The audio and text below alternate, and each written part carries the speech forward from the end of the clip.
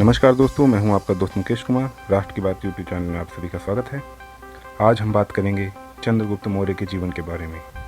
मौर्य राजवंश 322 से 185 ईसा पूर्व प्राचीन भारत का एक शक्तिशाली राजवंश था। मौर्य राजवंश ने 137 वर्ष भारत में राज्य किया। इसकी स्थापना का श्रेय चंद्रगुप्त मौर्य और उनके मंत्री आचार्य चाणक्य कौटिल्य को दिया जाता है। यह साम्राज्य पूर्व में मगध राज्य में गंगा नदी के मैदान, आज का बिहार और बंगाल से शुरू हुआ। इसकी राजधानी पाटलिपुत्र थी, जो कि आज पटना के नाम से जानी जाती है। इस साम्राज्य की स्थापना चंद्रगुप्त मौर्य ने 322 ईसा पूर्व में की थी। चंद्रगुप्त मौर्य का जन्म 340 ईसा पूर्व व राज 321 से 297 ईसा पूर्व तक किया और इन्हें भारत के महानतम सम्राट में माना जाता है।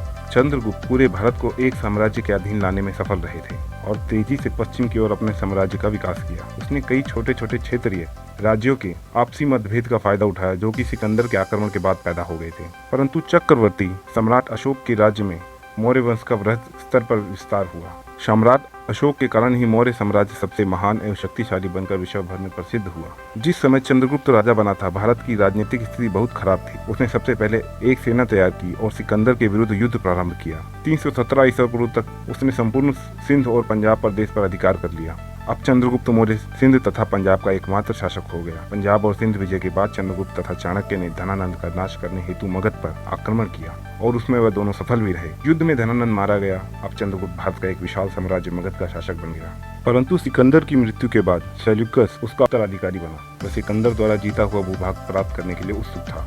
इसी उद्देश्य से 305 ईसा पूर्व में उसने भारत पर पुनः चढ़ाई की, परंतु उसे हार का सामना करना पड़ा। चंद्रगुप्त ने पश्चिमी उत्तर भारत के यूनानी शासक सेल्यूकस निकेटर को पराजित किया और हिरात, कंधार, मकरान, काबुल के भूभाग को अधिकृत कर विशाल भारतीय साम्राज्य की स्थापना की। सेल्यूकस ने इस हार को अपनी संधि में बदला और अपनी पुत्री हेलेना का विवाह चंद्रगुप्त से कर दिया और उसने उसके राज्य में एक राजदूत भेजा जिसका नाम मेगास्थनीस था। चंद्रगुप्त मौर्य ने जनता का विश्वास भी जीता और इसके साथ उसको सत्ता का अधिकार भी मिला। परंतु कुछ समय बाद उसने अपने जीवन के उत्तरार्ध में जैन धर्म अपना लिया और सिंहासन त्याग कर कर्नाटक के श्रवण बेलगोला में अपने गुरु जैन मुनि भद्रबाहु के साथ सन्यासी जीवन व्यतीत करने का निर्णय किया और फिर 297 ईसा पूर्व 47 से 48 साल की उम्र में उसकी मृत्यु हो गई। तो दोस्तों, आप सभी ने जान लिया होगा चंद्रगुप्त के जीवन के बारे में।